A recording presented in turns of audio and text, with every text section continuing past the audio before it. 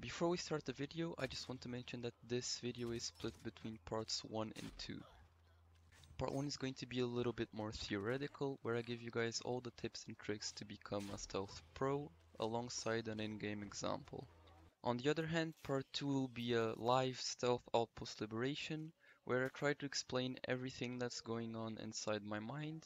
After that, I'll show you guys the finished clip and talk about it in further detail. Hey, what's up guys? Today I'm gonna be teaching you guys how to stop playing like this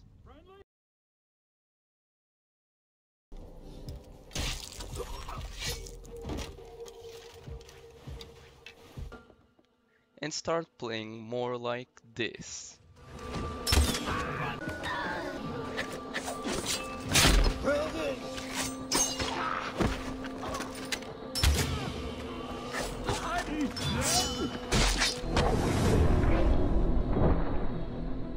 I know that in the title of the video it says how to become a Far Cry 6 Stealth Pro, but this tutorial works for any stealth game whatsoever.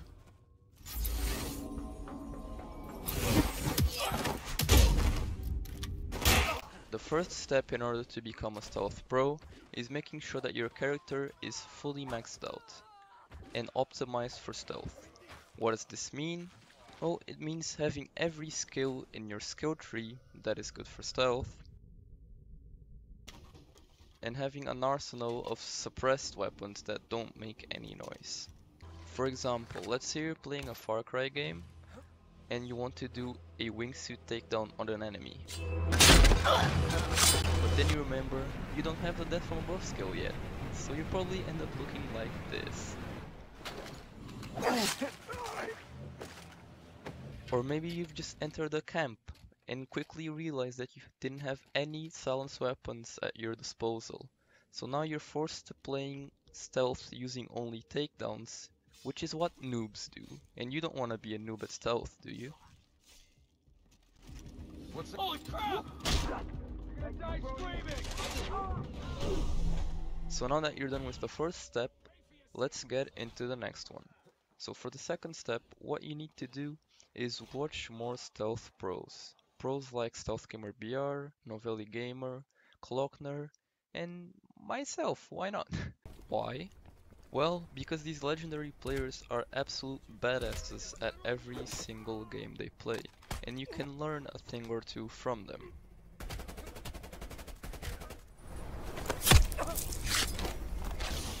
For example, let's say you're playing Dishonored and one of the legendary guards detects you, pulls out his pistol and tries to shoot you. This would be game over for most players, but not for the pros, because they intimately know the mechanics of the game, and always have a trick up their sleeve. For example, watch how I dealt with this exact situation.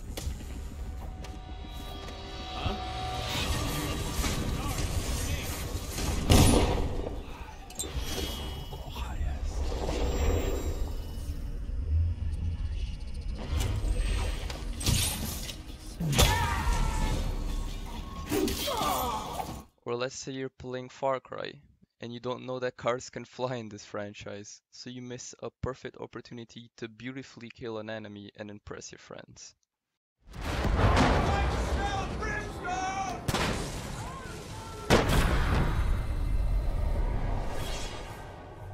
So the point I'm trying to make is that by watching pros play, you'll be able to learn more mechanics and tricks about the game you're playing and incorporate them into your own gameplay.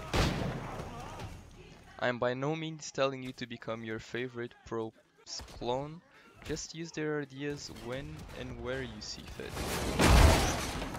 So now we already have the perfect loadout and know every single trick in the book. What's next? Well, now it's the time where you have to pick the outpost slash restricted area slash camp that you want to liberate. You preferably want to pick a camp that doesn't have too many enemies, while also making sure that they're keeping their social distancing, because you don't want them to be glued together, because this makes stealth a lot harder. Also, try to avoid camps with special enemies. What is a special enemy, you may ask? Well, by the definition that I've just made up 5 seconds ago, special enemy is a type of enemy that makes stealth very, very, very hard and annoying. So unless you're devoted to masochism, you don't want to pick camps with tall boys in Dishonored,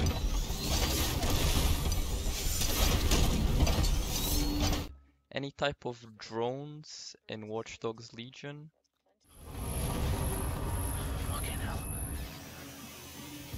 or dogs in any stealth game whatsoever, because dogs can smell you through walls, making stealth almost impossible.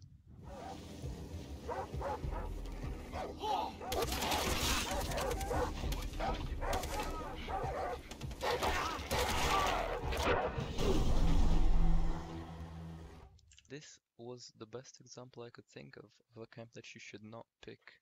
All the enemies are glued in together, there's a flamethrower and 2 dogs. This outpost is a huge no-no. So now that you've picked the camp you want to liberate, you need to learn everything about your enemies. What they're doing, where they're going to, and of course, their favorite dialogue lines. Fucking rebels. Let them keep this shithole. You'll get your own squad after what happened last night? Never doubt it. A tip to be able to do this easily is to use a feature that most stealth games have, which allows you to see enemies through walls. Whether that would be by using a syringe,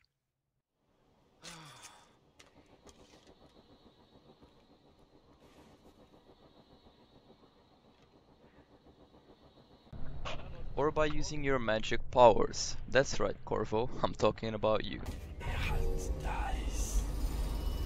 While scouting the outposts, you also want to keep an eye out for what the environment has to offer.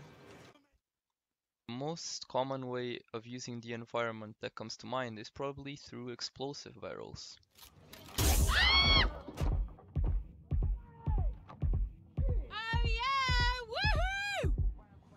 But there are many more, such as zip lines,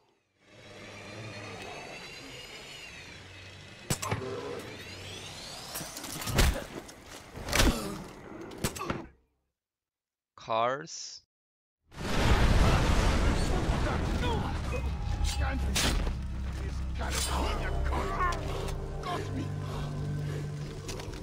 and the local wildlife. It's a kiss! Now I'm going to be showing you guys everything I talked about in the video live on Far Cry 4. See you there.